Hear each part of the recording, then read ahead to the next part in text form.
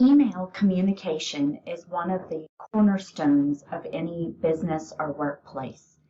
Email communication allows for rapid communication and rapid messages to be shared within a company and outside of a company.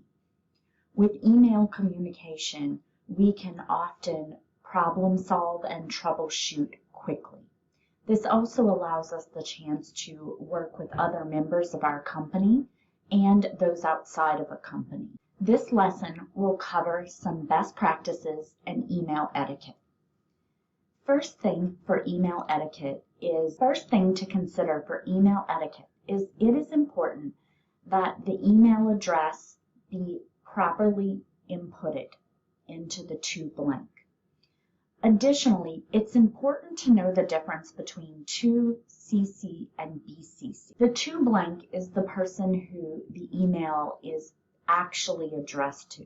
You want to focus on, in the to blank, putting the appropriate email addresses for the person that needs to receive your message.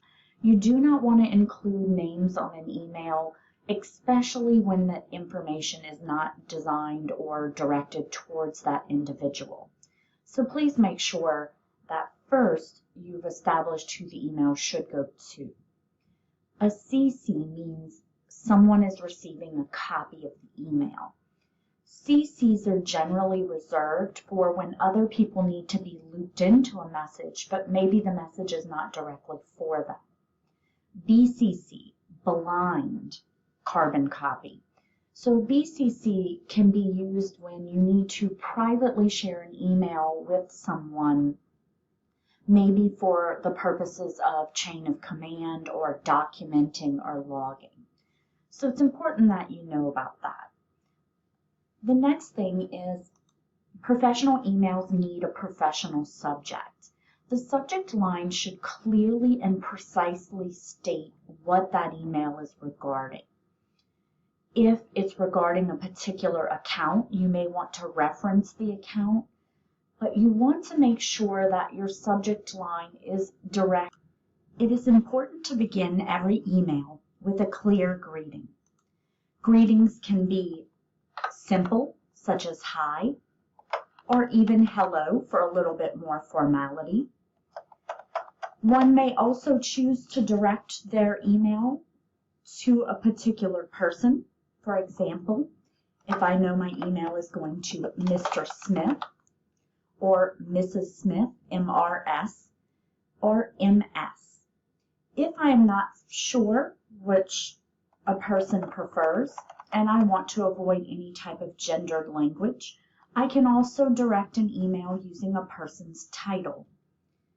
If they are the president of the company or a chief financial officer, I may want to say chief financial officer and then the person's last name. And I can use that title. If I don't know which one to use and I'm not entirely sure, but I still need that level of formality, I can use things like good morning.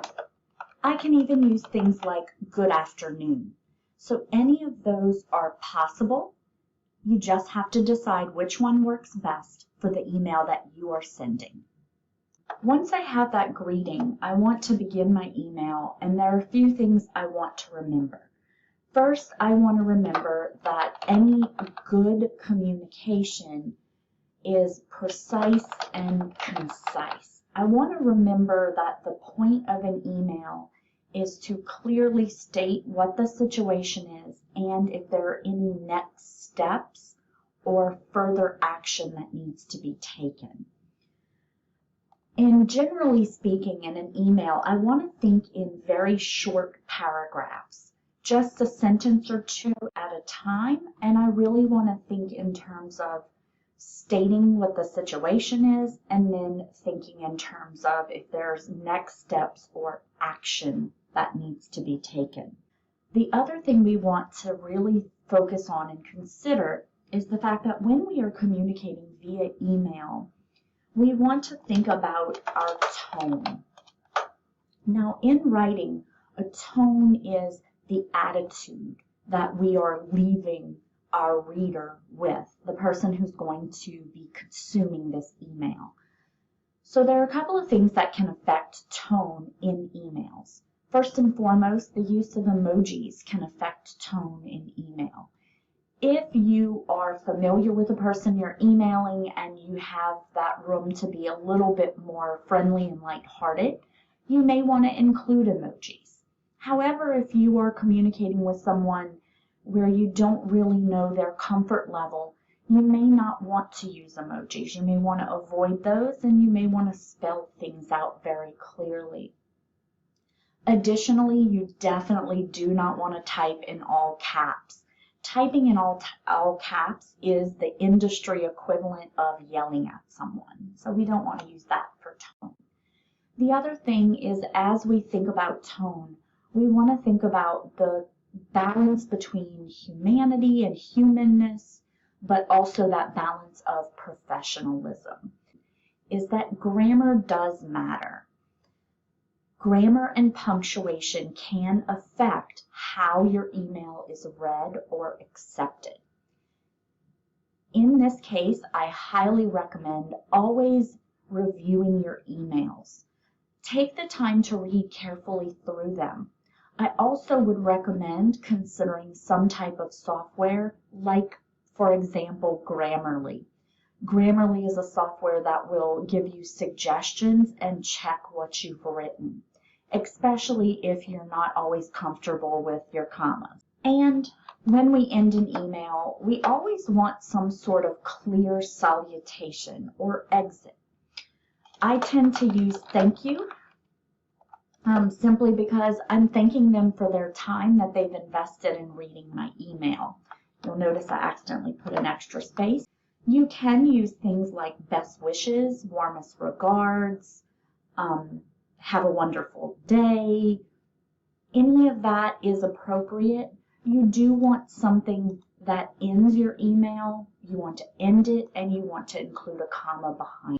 Now, under that, once you have provided that closing, you do want information in your email, specifically contact information in professional emails. Anything that clearly states a company you work for, if there's a logo for your company. If you are using a logo from your company, you do want to ensure that you're using the correct company logo with all the correct colors. Most companies have done a lot to secure branding, and so you want to make sure you're in line with that branding.